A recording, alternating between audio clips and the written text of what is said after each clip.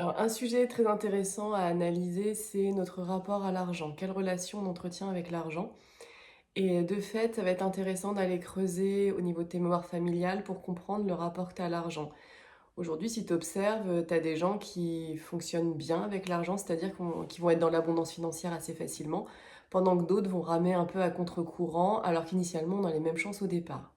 Donc là, ça va être intéressant de voir ce que tu as intégré au niveau de ton système familial, au niveau de tes croyances, parce qu'elles vont fortement influencer ta réalité concrète financière.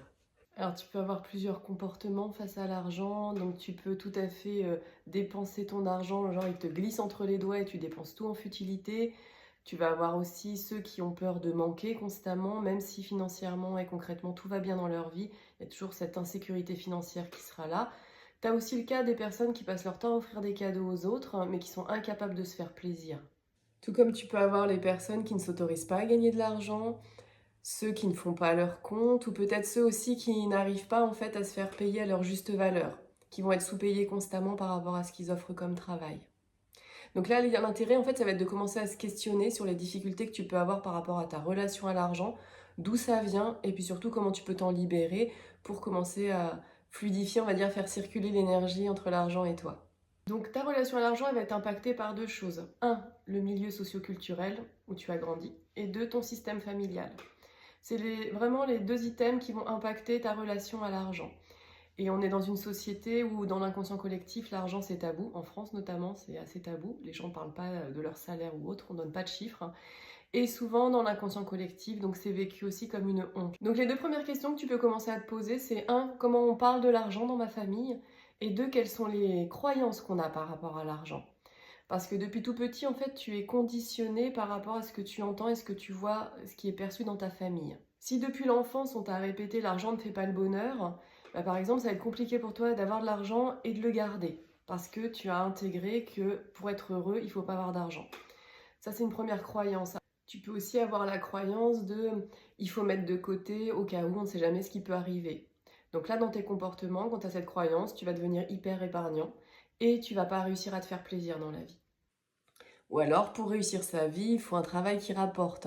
Donc là, tu vas avoir une difficulté à t'engager dans une activité qui te plaît, mais qui n'est pas lucrative. Donc il y a tout ce que tu as entendu et que ta famille t'a dit par rapport à l'argent, mais il y a aussi tout ce que toi, tu as perçu des situations que tu as vécues dans ta famille et que de fait, tu as créé tes propres croyances. Si l'argent à un moment dans ta famille a été source de malheur, forcément, tu vas avoir associé l'argent à la misère, au malheur. Donc par exemple, je sais pas, t'es enfant et tes parents ont des problèmes d'argent, ils se séparent à cause des problèmes d'argent. Tu vas avoir intégré finalement que ton bonheur d'enfant, il a disparu à cause de l'argent parce que tes parents se sont séparés. Si tu es issu d'un milieu modeste, c'est pareil, que tes parents avaient une activité qui rapportait pas beaucoup d'argent, eh bien toi, il va te paraître normal de pas gagner beaucoup d'argent non plus par loyauté pour ta famille. C'est un peu une façon de rester dans le clan. Par loyauté pour eux, je reste dans le même milieu modeste. Ça peut être un pendant, mais tu peux aussi reprendre une revanche sur la vie en allant justement gagner beaucoup d'argent pour réparer. Quand tu as aussi des drames familiaux du type on perd la maison, on est mis à la rue, etc. Là, tu vas avoir associé qu'en fait l'argent, ça procure de la misère. Donc dans ta vie, tu vas ne pas gagner d'argent parce que dans ton esprit, avoir de l'argent égale misère, égale drame. Et dans les familles très riches, tu peux aussi avoir cette croyance que finalement on va s'intéresser qu'à moi que pour l'argent. Et du coup, tu vas avoir enregistré qu'il faut se méfier des gens à l'extérieur parce qu'ils n'arrivent pas à voir ma valeur, en fait, ils voient juste l'argent que je représente. Et lorsqu'il y a eu des difficultés financières dans ta famille, tu peux souvent retrouver dans les descendants des personnes qui vont travailler dans le milieu financier, des traders, des banquiers, faire de la gestion de patrimoine, etc. etc. Et l'idée, voilà, c'est ça, c'est qu'en fait, à travers ces métiers, tu répares quelque chose de ta famille, hein. Tu redonnes peut-être un autre statut social.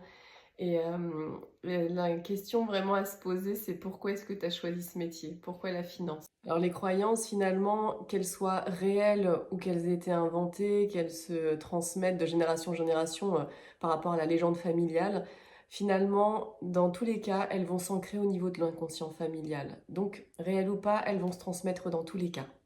Un sujet qui revient très fréquemment en constellation, ce sont les héritages. Est-ce qu'on en parle des héritages? Les héritages, souvent, c'est là où les fratries se déchirent, où les familles explosent. Et ce qui est intéressant de comprendre dans ces mémoires, c'est que si à un moment dans une génération, il y a eu un héritage et qu'il y en a qui ont été lésés, pendant que d'autres se sont, entre guillemets, gavés, ils ont eu davantage, et bien en fait, tu vas avoir deux types de mémoires qui vont être portées par tes descendants, ou tu vas porter la mémoire de ceux qui ont été lésés. Donc là, tu vas avoir de la colère, du ressentiment, même si tu n'as pas vécu l'événement, parce que tu portes la mémoire. Ou alors, à l'inverse, tu vas apporter de la mémoire de ceux qui ont été privilégiés lors de l'héritage. Et eux, en fait, c'est des mémoires de culpabilité qu'ils vont avoir. Pour ceux qui portent la mémoire de ceux qui ont été lésés, en fait, ils vont avoir deux types de comportements possibles. Ou alors, ils vont être dans une accumulation d'argent pour réparer justement ce qui a été lésé lors de l'héritage. Ou alors, ils vont considérer que l'argent n'est pas pour eux. Et pour ceux qui portent la mémoire de culpabilité par rapport à leurs ancêtres qui ont été privilégiés lors d'un héritage, en fait, la mémoire va les pousser de façon mais complètement inconsciente à dilapider leur fortune, en faisant par exemple de mauvais placements, de mauvais investissements.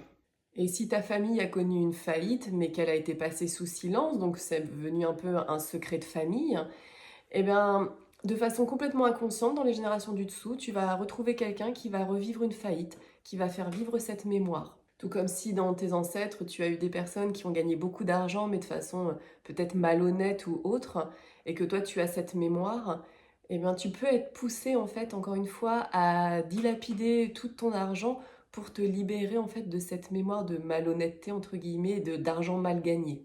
Un autre cas qui est assez fréquent, c'est si tu as été un enfant qui n'a pas été désiré et qu'en grandissant, on te l'a bien fait comprendre dans ta famille que tu n'avais pas ta place. En fait, on a induit en toi la croyance de je n'ai pas le droit de recevoir. Donc ça va être compliqué de recevoir de l'argent, d'être payé à sa juste valeur. Parce qu'en plus, il y a aussi un manque d'estime de soi quand c'est comme ça. Et puis il y a aussi le problème de je ne trouve pas ma place. Et parfois, c'est tout simplement le fait de ne pas s'autoriser à réussir mieux que ses parents. Parce que finalement, si je réussis mieux et que je commence à faire fortune, par exemple, alors que je suis issue d'un milieu modeste, et bien inconsciemment, je trahis ma famille. Donc je vais me mettre des limites inconsciemment pour ne pas dépasser ce qui a été fait par mes parents, pour rester loyale à mon milieu d'origine. Ce qu'il faut bien comprendre, c'est que finalement, pour l'inconscient, l'argent et l'amour sont liés. Et ça se voit souvent justement dans les héritages, parce que l'enfant qui considère avoir été le moins aimé, c'est souvent celui qui va réclamer sa plus grosse part du gâteau, c'est celui qui va demander le plus d'argent. Pourquoi? Parce que symboliquement, il cherche à réparer le manque d'amour qu'il n'a pas eu dans son enfance. Quand tu vis de l'insécurité financière, c'est souvent relié à une insécurité affective. Donc si tu n'as pas eu suffisamment d'amour par rapport à ce dont tu avais besoin quand tu étais enfant, tu vas forcément devenir, enfin en tout cas il y a de grandes chances que tu deviennes un hyper épargnant. Tu vas compenser les manques affectifs avec l'argent. Tu vas chercher de la valeur à travers l'argent, de l'amour à travers l'argent. Donc tu vas épargner pour essayer de compenser tout ce qui t'a manqué. Tout comme tu peux aussi compenser en te faisant des cadeaux. Donc là, je me fais des cadeaux très fréquemment et je deviens une acheteuse compulsive. Alors, pour commencer à se libérer des croyances, des loyautés familiales, qu'est-ce que je peux faire? Déjà, tu as plusieurs questions à te poser. La première, c'est que représente l'argent pour moi et pour ma famille? Quand je cours après l'argent, après quoi je cours réellement? Quand j'ai constamment peur de manquer, de quoi est-ce que j'ai peur de manquer? De quoi ai-je manqué? Quand je m'interdis d'avoir ou de garder de l'argent, qu'est-ce que je m'interdis? Au nom de quoi je me prive d'argent? Et évidemment, là, c'est les questions auxquelles il faut répondre qui prennent du temps. Ça prend pas 2 minutes de répondre à ça prend vraiment du temps pour aller fouiller au fond de soi.